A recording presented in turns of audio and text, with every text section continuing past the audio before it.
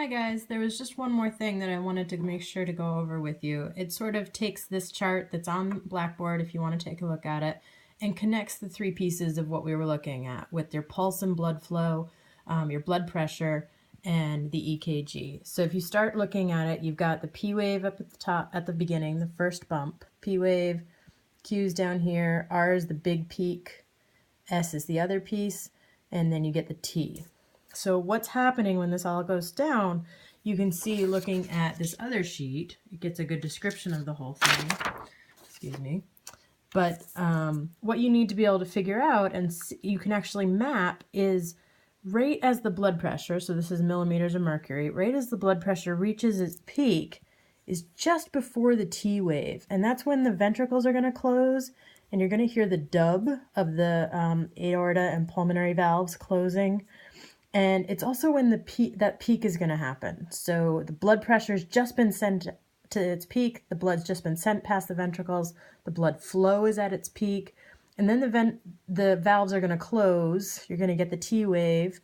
The ventricles are going to repolarize. And then we're going to start another cycle of dystole for a little while. Then you're going to get to the next P wave. The atria are going to depolarize, and the blood pressure is still going down because there's nothing to pump it out. It's not pumping out of the ventricles at this point, so, as part of the cycle. So then you're going to get the atria are going to open the AV valves. You're going to get the lub right here, the first sound, and then the QRS is going to happen again. It'll go up and down. The ventricles are going to, the pulmonary aortic valves are going to open.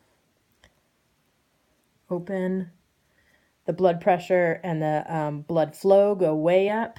Then we get the dub and we get the T wave.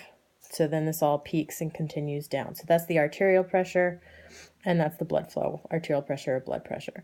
So you can kind of see how all three of these things go together. So what you're feeling when you feel the pulse, all of these, is the dubs.